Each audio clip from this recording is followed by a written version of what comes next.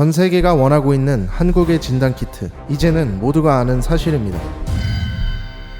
그런데 또 한 번 엄청난 일이 생겼다고 하는데요. 새로운 진단키트의 개발로 6배의 효율을 가진 진단키트가 등장했다고 합니다.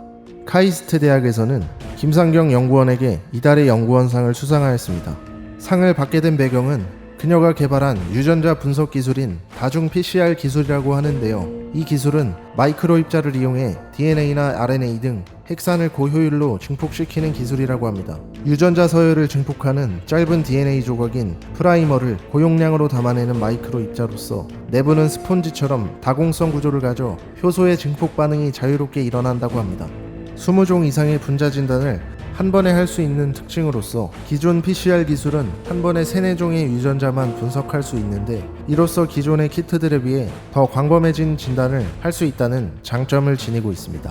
그런데 더 놀라운 점은 기존에 사용하던 기술인 종합효소 연쇄 반응은 미국의 생화학자인 캐리 멀리스가 개발했다고 하는데 그는 개발한 공로를 인정받아 1993년 노벨 화학상을 받았다고 합니다. 그런 기술의 효율이 6배나 늘었다니 역시나 카이스트의 과학자들은 대단한 것 같습니다.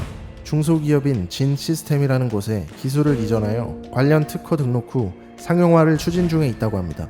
그런 와중 뉴질랜드의 총리는 바이러스 종식 선언을 하며 세간의 주목을 한몫에 받고 있다고 합니다. 젊은 나이의 총리가 엄청난 리더십을 발휘해 지난 27일 코로나 종식 선언을 하였습니다.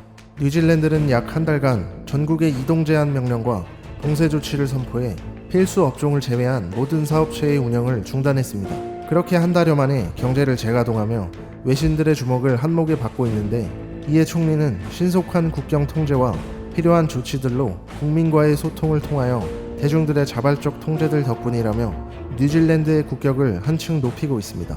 하지만 아직 남아있는 무증상 감염자가 있기에 앞으로도 한동안은 조심하며 거리를 두어야 한다고 경고하고 있습니다.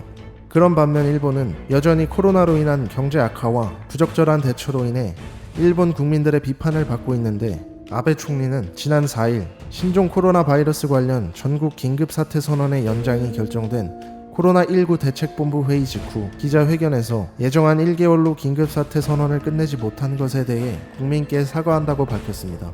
확산 초기 소극적인 대응으로 뒤늦게 일본에서 감염자가 급증했다는 현 상황을 보여주고 있습니다. 아베가 끝까지 잡고 있는 도쿄올림픽 개최가 가장 큰 문제로 떠오르고 있다고 하는데 전문가의 의견들도 무시하며 막무가내로 대처한 도쿄올림픽에 대한 문제 제기는 지난해 12월부터 나오고 있었습니다. 그렇게 사망자가 전 세계적으로 발생하면서 무관중 경기나 개최 연기 관련 가능성을 제기하고 있었는데 아베는 일본에는 문제가 없다며 안전하다고 말했었죠. 그때까지만 해도 토마스 바흐 IOC 위원장 역시 도쿄올림픽 개최에 문제가 없다며 아베 총리에게 힘을 실어주었습니다. 현실은 그러하지 못했고 수차례의 논의 끝에 1년 연기를 결정하게 되었죠. 하지만 1년이란 시간은 전문가들에겐 터무니없는 시간이었고 이 모든 것에 대한 의문은 바로 총리 임기 연장이라는 견해로 유력하게 좁혀지고 있었습니다. 1년 연기 예산은 무려 3천억 엔에 달한다고 하는데요.